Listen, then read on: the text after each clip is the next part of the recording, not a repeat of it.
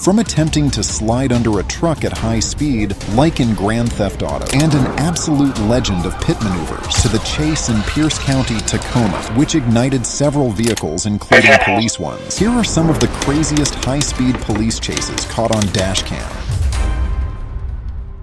On June 12, 2023, an armed robbery occurred in Orange Gate Park in the Summit area of Tacoma. The victim, a woman who experienced the robbery, immediately called 911. When deputies arrived at the scene, they spoke with the woman, who revealed that an armed man had approached her from the woods, pointed a weapon at her, and demanded her keys and bag. The suspect then got into her car and fled. The police located the suspect at the Commons at Federal Way, where he was parked with a passenger. What the suspect didn't know was that the victim had an Apple AirTag in the vehicle, which allowed the deputies to track him directly to his location. They believed the car was empty, it hadn't been moving, but as they approached, the suspect had just walked in and sat down and started the car. From there, it took us on a pursuit.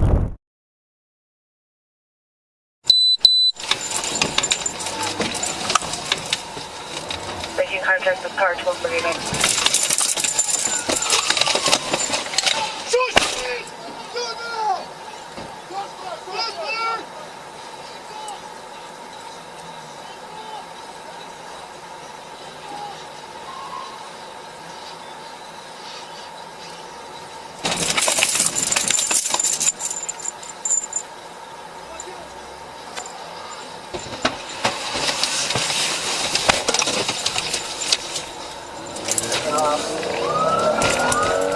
No matter where he went or how he managed to evade the deputies, as long as he was in or near the car, they would find him. As we can imagine, the suspect had no intention of stopping.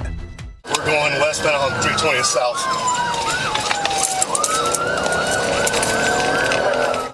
This is how the chase began, pursuing the suspect through the city of Fife all the way to the southern part of I-5.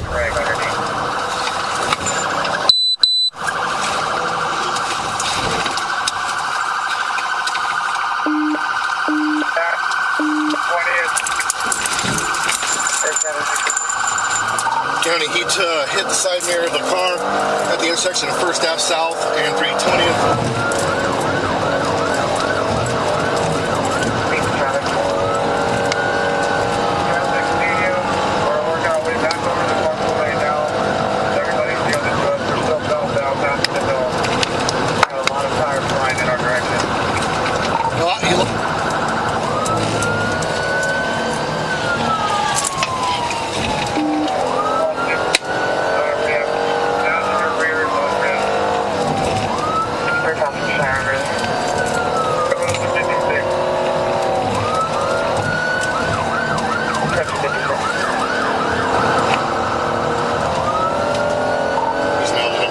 At 56th Street, the chase ends as the suspect is subjected to a pit maneuver. He exits the car and starts to flee, leaving his passenger behind. Let's see how it all unfolded. Medium traffic, speeds are 62. Went for a pit, car wrecked out. Get it blocked in.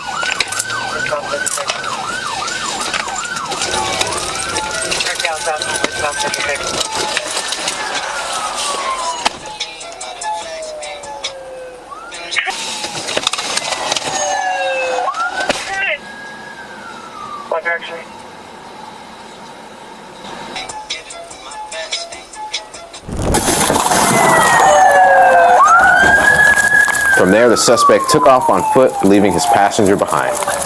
You're gonna get shot! Get on the ground! Here it appears as though the officer performed the pit maneuver on himself. When the deputies apprehended the suspect, they turned around and saw that the vehicles were on fire. The deputies quickly reacted, but realized that the woman in the passenger seat had not exited the vehicle. Once they were there, the officers realized that there was somebody still in the car, put on their gloves and went to work. Take a look. Oh my god! Oh my god! Is it just you in there? It's just you. She's the only one we saw. After the woman was safe, the deputies attempted to extinguish the fire on the vehicle. The fire quickly spread, so the deputies jumped into other cars that were surrounded by flames to move them to safety. In the end, both the victim's vehicle and the patrol car were completely destroyed. The underside of another patrol car was burned, and it had to be towed from the scene. When the fire was extinguished, a firearm was found next to the driver's side of the stolen vehicle. The suspect has already been charged with first-degree robbery, attempting to flee from a police vehicle, unlawful possession of a second-degree firearm, and second-degree identity theft. On June 5, 2024, an officer conducted a traffic stop on a black Dodge Charger in the Circle K parking lot at the corner of South University Ave and Colonel Glenn Road. It seemed like the driver intended to stop safely at the gas station. However, as we can assume, that didn't happen. If it had, we wouldn't be covering this case. Circle K, South University, Roosevelt, Lee, Arkansas, 029 Mary Boy, 029 ZMD, Black Dog Charger.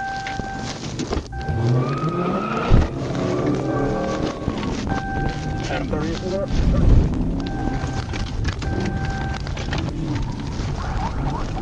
The driver soon lost control of the vehicle after attempting to flee. An Arkansas State Police trooper seized the opportunity to end the pursuit by pinning the vehicle against the curb using his front bumper. The fugitive accelerated and pushed through as the trooper was exiting his unit, continuing south on South University Avenue. He was traveling at speeds exceeding 130 miles per hour, passing on the shoulder and showing no regard for other citizens on the road.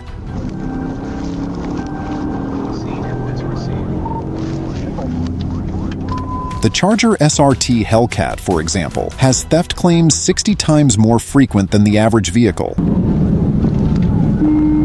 The trooper saw another opportunity to end the pursuit and disable the front passenger tire. He used the passenger side front bumper of his unit and collided with the passenger side front tire. The collision pushed back the trooper's front bumper, damaging the front fascia and the passenger side fender, but even that didn't stop the suspect. As the suspect entered the interstate, he made an unsafe lane change and collided with a semi-truck and trailer, dragging the vehicle about 200 feet before coming out from under the trailer.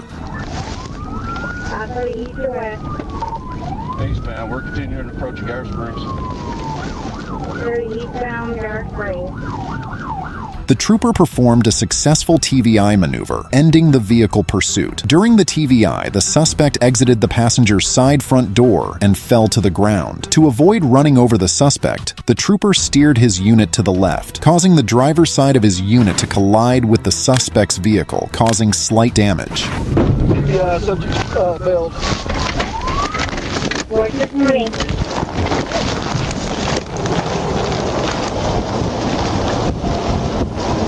The suspect fled south from I-30 across the South Frontage Road to the apartments located at 8701 Interstate 30. He ran through the apartment complex until he reached apartment 81, entering without the tenant's permission and asking for help, begging them not to reveal his location. Trooper Corbin Freeman, in the area attempting to locate the suspect, was flagged down by a tenant, Raquel Glass. She reported that the suspect was in her apartment and gave permission to Trooper Freeman and other responding units to enter and remove him. Once other units arrived, they entered the residence and placed the suspect into custody without further incident. During the search of the vehicle, a loaded Glock 29 10mm was found in the front driver's seat. The firearm was checked through ACIC and a criminal history check was conducted on the suspect. The suspect was transported to Baptist Medical Center and treated for a broken wrist and abrasions. Once released, he was taken to Pulaski County Detention Center for processing.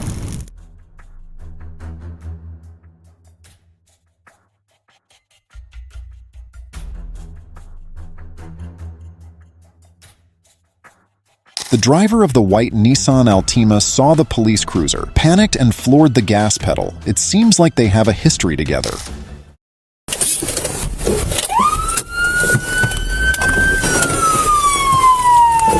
Central, we're in pursuit of that stolen vehicle southbound on Pulaski from 19th Street. We occupied by black. And here's our reason for fleeing: driving under the influence. We'll see what else this fugitive surprises us with because he doesn't intend to surrender without a fight.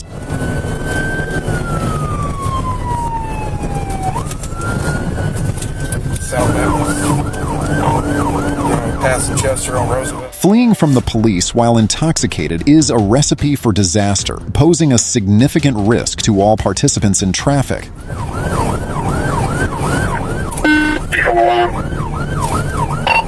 Roosevelt passing Arch.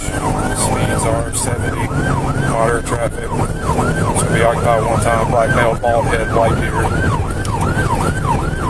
King 47 Broadway at 6 on Federal Way. Say please is direct on it there over the area. Street at Roosevelt. 140 eastbound, speeds 115. White traffic, clear yielding. One of the outside lane might be taking a exit here. 1022 back to the inside lane. 111 miles an hour. Medium traffic.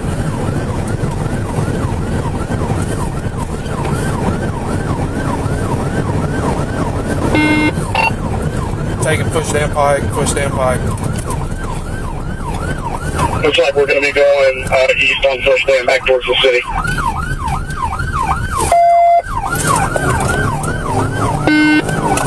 East 440 eastbound, get back on the ramp. Trooper's trying to get around to Stevens. Let him take it. Yeah, all right, I'm number 2 now. Someone summoned the legend Trooper Byrd, who intercepts this pursuit, takes over from LRPD, and becomes the lead vehicle in the chase. TVI. Go. Let's see it from the perspective of the pit officer.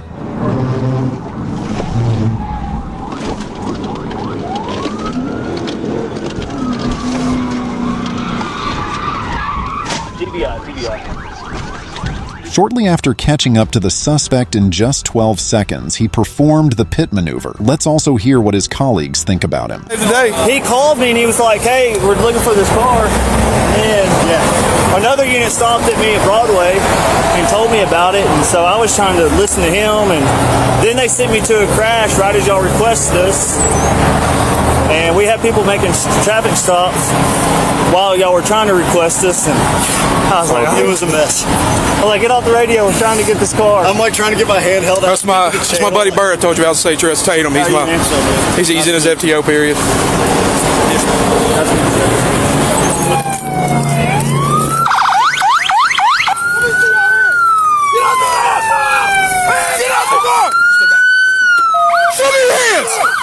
On the ground!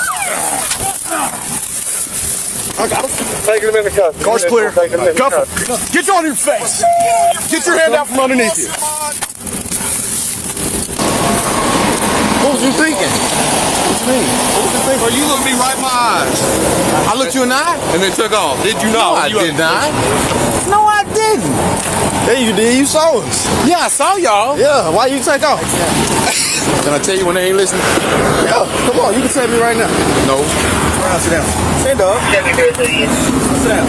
You really want to beat me up, don't you, man? No, not at all. I want you to sit down and act like an adult. Sit down. Yes, sir. Keep your feet in, man.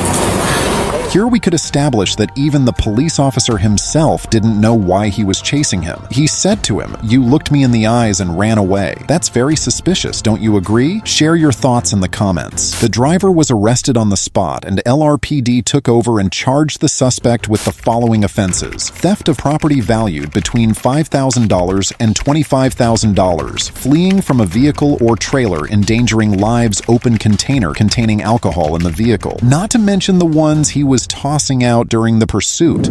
This security instructor might not have an active arrest warrant like Scott, but if you want to know why the police were chasing a security instructor in front of his client, be sure to click on the video on the screen, and don't forget to hit that bell.